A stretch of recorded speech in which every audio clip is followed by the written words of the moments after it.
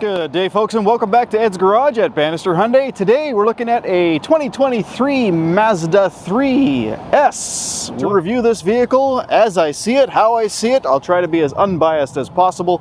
I do sell Hyundais after all, and I do kind of have a thing for Hyundais. But anyway, I don't have a problem with Mazdas. I just don't know them very well. So let's have a look at the Mazda 3. I'm going to walk around this vehicle, show you everything I can see on the outside, inside, infotainment system, etc.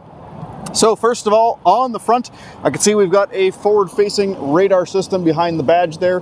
Looks like we've got a camera mounted up in the windshield, as well as right beside that there is a sensor, presumably an infrared sensor for the automatic wipers. So it appears to have autonomous emergency braking, maybe adaptive cruise control, I guess we'll find out when we get inside, and auto wipers. Pretty handsome car, actually. Beautiful front end on this. Looks like we got LED headlights, and they are a projection style headlight, so that's a really nice light. Looks like some LED daytime running lights there as well. A little bit of chrome on the front there. Quite a nice color, actually. Kind of a cherry red or candy apple red or whatever you call it. On the side here, we've got Continental Pro Contact TX. This is a 205/60 16-inch aluminum alloy wheel. Yeah, nice looking wheels. Mirrors have the lights on the side here. It's got blind spot monitoring. Pretty nondescript styling on the side here, nothing crazy. Coming around to the back, got a nice chrome dual chrome exhaust tips, actually. And I can see Sky Active G, so that's their engine technology. We're going to pop the hood in a moment. As far as the styling back here, yeah, pretty nondescript, pretty basic, but it looks good. It's not a bad looking car at all. It's actually a really nice looking car. Got LED tail lights as well, which is good to see. Let's see if we got a button to open up the trunk. No button to open up the trunk, so I'm going to have to do that from the inside. We'll do that real quick and see what that looks like on the inside there. Oh, yeah, that's a reasonably large trunk, actually. So it goes back quite far.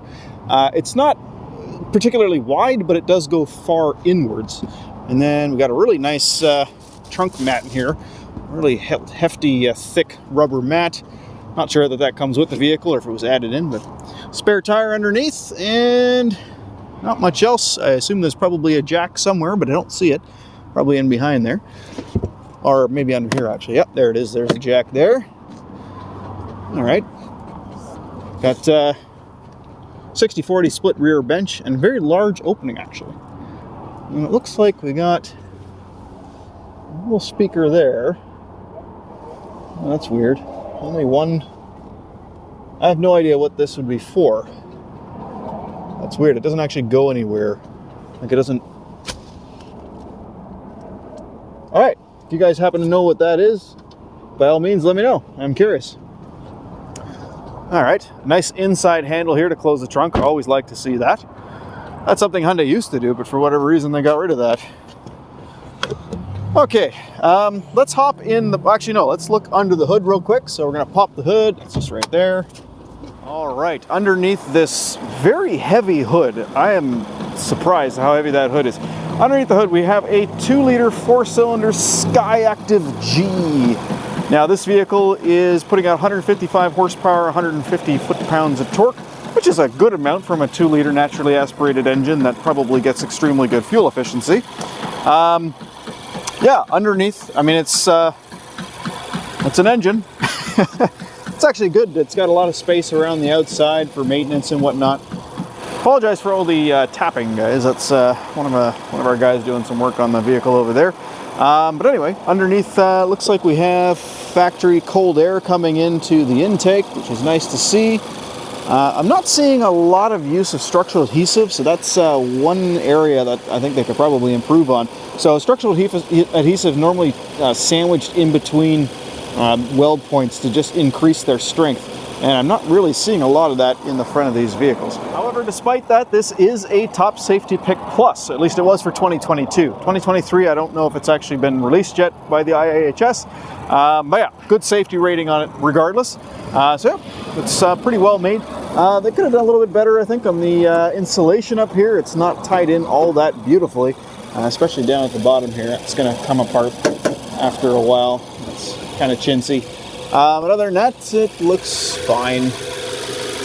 Got a little bit of insulation along the back firewall there. Nothing over the wheel wells. All right, let's check the back seat next. All right, now that I know the back seat space, legroom and whatnot isn't as good in this as it is in the Elantra. So to give it the best possible, success, I have moved the seat a little further forward than I would normally drive it, but still comfortable enough. So we'll see how it is. Okay. Oh, yeah, it's not bad actually. My knees aren't touching the seat right now, but again, I don't have this seat back as far as I would normally have it. Good news is I can put my feet underneath the seat, so that's kind of good. I like the handles actually. It's a really nice door. Lots of padding on the door's armrest there. Looks like it's got a little bit of storage down here. Let's see, we got a center cup holder armrest. That's good, and it doesn't flop down on the seat, and it's also very cushy. Got the cup holders there, and that's pretty much it. Got some grab handles. Yeah, no hard seat backs, unfortunately. It does have a seat back pocket on the right-hand side, though. So yeah, not much to talk about back here. It's a little tight, but it's relatively comfortable. All right, so having a look at the door handle here, it's got this little indentation, but it does nothing. I've got the key with me, and I cannot unlock the door. So even though it's push button start, it's not proximity entry. It's weird. All right, so before I get in, you can see we have the controls for the mirrors here, windows, pretty straightforward stuff. We have manual seat, and let's see, what does this do? Okay, so that's a tilt, so that tilts the front of the seat up and down. And then of course you have your seat height and your seat back right there, and then a bar for the seat moving forwards and backwards. So 1, 2, 3, 4, 5, 6, 7, 8-way manually adjustable driver's seat, and a 4-way manually adjustable passenger seat.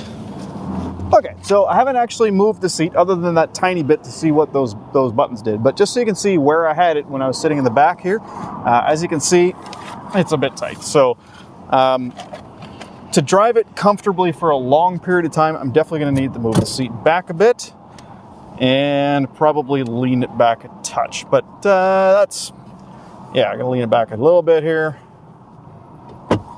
There we go. So yeah, now I probably wouldn't really fit very well on the back, but that's okay. This car is, typical compact car. It's nothing special as far as the size.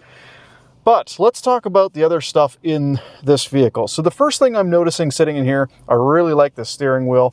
It's nice and chunky, leather wrapped. It feels very nice in the hands. I don't know if it's heated or not. Yep, it is heated. So we're going to go ahead and turn on the heated seat right down here, steering wheel. And we'll see how much of the steering wheel actually gets heat. Looking at the controls on the left side here, we've got the button here that turns off. I think that's the some of the safety technology, the trunk button there, and then the traction and stability control. We do have, looks like auto high beams, and of course auto headlights as well. So yeah, high beams on. I think that's what that is. On the right hand side, as I mentioned, it does have automatic wipers. That's really nice to see in this segment, in this price range. Auto wipers on a vehicle like this is pretty cool. But yeah, let's talk about some of the features we're seeing on the steering wheel. All right, so before I talk about these buttons here, I want to point out the heated steering wheel is not heated up here, and it's not heated down here. Now this is a common place for people to actually hold onto the steering wheel, so that's a little frustrating. Now I know what they were thinking. Basically between here and here is heated on both sides. They want you to hold it up here or up here with both hands. The reality is people don't do that. People put their hands wherever they want. A lot of people drive like that, and it's just not heated up there. So that's just unfortunately a way of cheaping out, in my opinion. But otherwise, it is a partially heated steering wheel, which is nice. You have on the steering wheel here, you got your voice recognition, which we'll go through in a minute. Hang up here, you got the info button. The info button actually controls the little screen in there, and then these buttons kind of all control the media. So unfortunately, they have mixed up the functionality of these buttons. So one of these buttons controls stuff in there, the other ones control stuff up there. They should have put the info button over here, in my opinion. Now you do have a trip button back here as well, which also controls stuff on this screen. So again, there's buttons down there. So basically, to control the stuff on this screen, you have to go to either this side, or this side, or this side, or over here where you can set your cruise control distance, your adaptive cruise control and whatnot. So Mazda, come on guys. Take everything that you have for buttons on to stuff to control the screen and put them all in one spot. Stop distributing it all over the cabin so that people have to look for it. That's frustrating. But anyway, it's all there. It does have adaptive cruise control, which is good. Voice recognition, let's give it a shot. Say a command. Entertainment. Say a command. Tune to 99.3 FM. Tuning to FM 99.3. All right, well, it picks up the voice perfectly fine, but do I have to switch to the category first? Let me try that again. Say a command. Tune to AM 730. Tuning to AM. No, perfect. Okay, so that works out pretty good. All right, so it's good voice recognition, no complaints there. One big complaint though, this is not a touch screen. You have to do everything from the little rotary dial here and the buttons. So that's kind of annoying. It has the ability to add navigation, but it doesn't come with the vehicle. So despite having the button for navigation and the system being nav ready, it doesn't work. You don't actually get nav. All right, let's see what we got in the system here. We got information, entertainment. That's just the radio. Okay, you can cycle through your favorites there. We have a menu within here as well. So we've got our source list. Yeah, so basically I'm going through all of this stuff using the little rotary dial. Now, yeah, I mean, it works. Why not add a touchscreen as well? It's a little frustrating that it doesn't have that. You got a giant compass here. And go to settings, and we have, okay, in-vehicle display settings, sound settings, safety settings. Let's check out the safety settings real quick. So our driver assistance system, radar cruise control, audible cruise confirmation, driver attention alert, so that's if it figures out that you're getting tired, and restore factory settings. So not a lot of stuff in there, but whatever, it's there. We have, let's go to the other stuff in here, safety alerts. All right, we got a rear cross traffic alert system. We have lane departure warning system. And what it does is it vibrates the steering wheel. Oh, and we can also have it audible as well, so that's cool. Blind spot monitoring, visual and audible. And that's it. So no actual assist, just warnings. Let's check out the active safety. So we got lane keep assist. So there's the only active safety feature then. So it actually maintains its position in the lane, enables lane keeping steering assistance to help vehicles stay in the lane. Okay, that's cool. Collision avoidance, smart brake support. Okay. Well, actually, let's have a look at that. So yeah, just front avoidance in collisions. Pedal misuse alert. Alerts the driver when the accelerator and the brake pedals are depressed simultaneously. Okay. Interesting. Vehicle settings, we have door locks. That's probably just enable multiple press to unlock all the doors and stuff. Yeah. Nothing too fancy in there. Exterior lighting, automatic headlights, sensitivity. Adjust sensitivity of the automatic headlight illumination feature. Oh, I see. It's just basically what it'll do is, depending on how bright it is or how dark it is when the headlights turn on.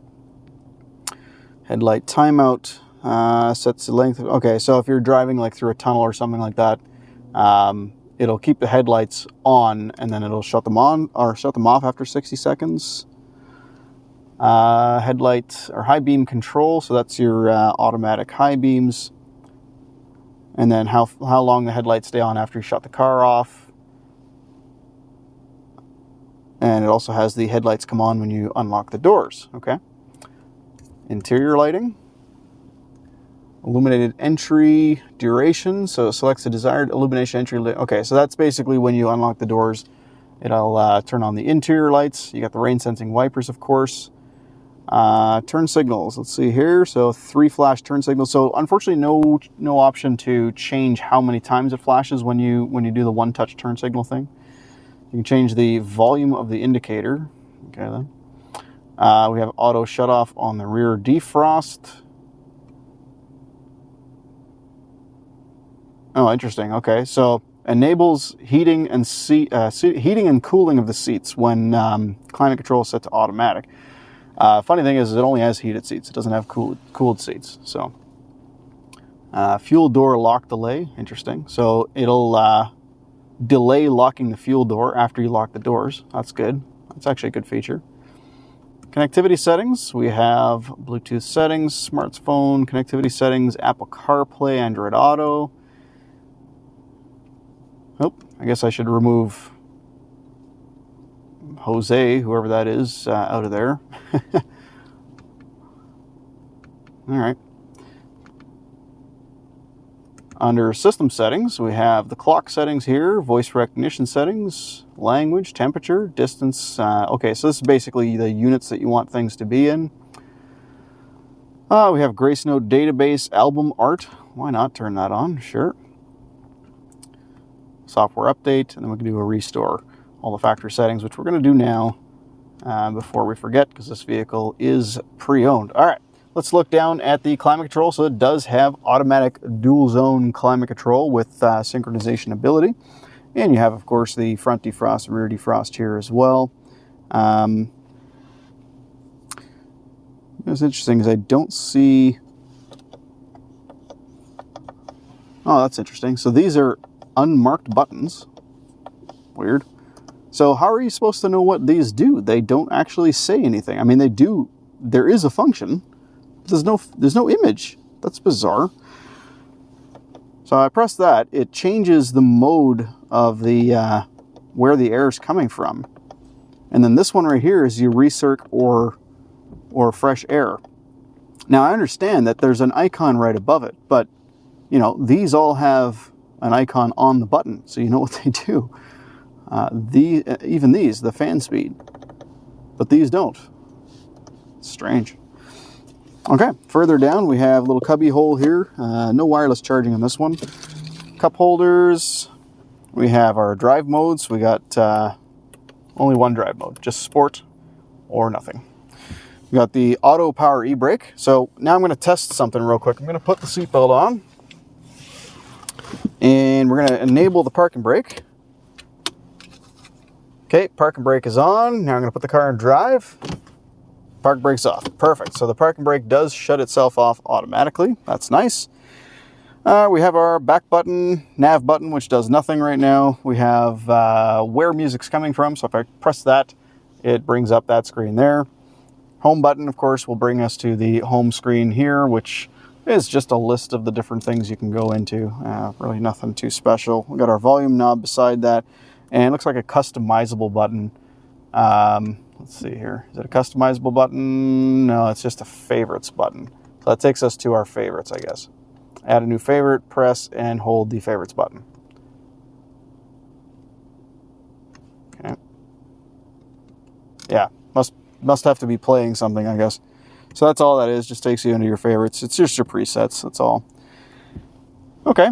Well, up here we've got map lights. They are LEDs. That's cool.